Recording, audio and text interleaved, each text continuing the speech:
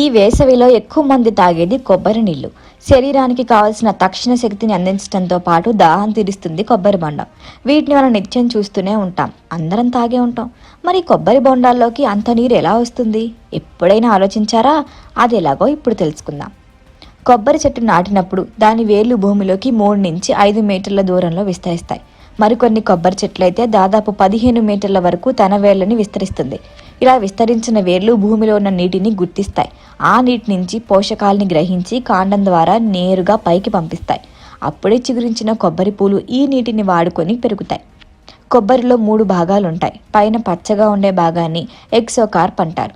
లోపల ఉండే పీచుని మీసోకార్ప్ అంటారు. ఇక కొబ్బరి టెంకను ఎండోకార్ప్ అంటారు. కొబ్బరి పువ్వు తన వద్దకు వచ్చిన నీటి ఖనిజాలతో ముందుగా ఎండోకార్ప్ను నిర్మించుకుంటుంది.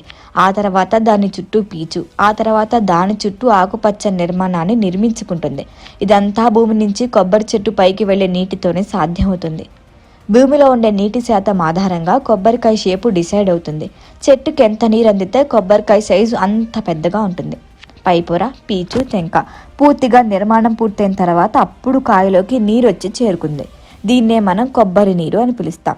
భూమిలో ఉండే నీటిని వడగట్టి కొబ్బరికాయలోకి చేరుస్తుంది కొబ్బరి చెట్టు. సో భూమిలో ఎంత ఎక్కువ నీరు ఉంటే కొబ్బరికాయ సైజు, అందులో నీళ్లు అంత ఎక్కువగా ఉంటాయన్నమాట. ఇక ఈ కొబ్బరి నీళ్ళలో ఏముంటాయి? ఇంతకు ముందు చెప్పుకున్నట్లే కొబ్బరికాయలో సహజసిద్ధంగా వడపోసిన నీళ్లే ఉంటాయి. కొబ్బరి నీటిలో 90% శుద్ధ జలమే. మిగతా 5%లో శరీరానికి పనికొచ్చే సోడియం, మెగ్నీషియం, పొటాషియం, కాల్షియం ఉంటాయి. ఇవి నరాలు, కండరాలకు మంచి పుష్టిని ఇస్తాయి. మరి కొబ్బరిలో ఉండే గుజ్జు సంగతి ఏంటి? ప్రతి కొబ్బరికాయకి ఓ వయసు ఉంటుంది.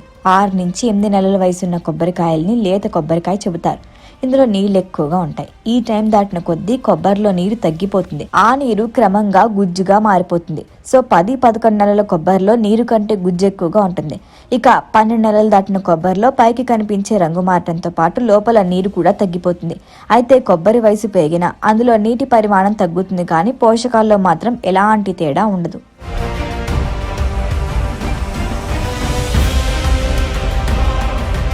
ఈ వీడియో కనుక మీకు నచ్చినట్టయితే లైక్ చేయండి, షేర్ చేయండి, సబ్స్క్రైబ్ చేయండి. అలాగే పక్కనే ఉన్న బెల్ ఐకాన్ని క్లిక్ చేయండి.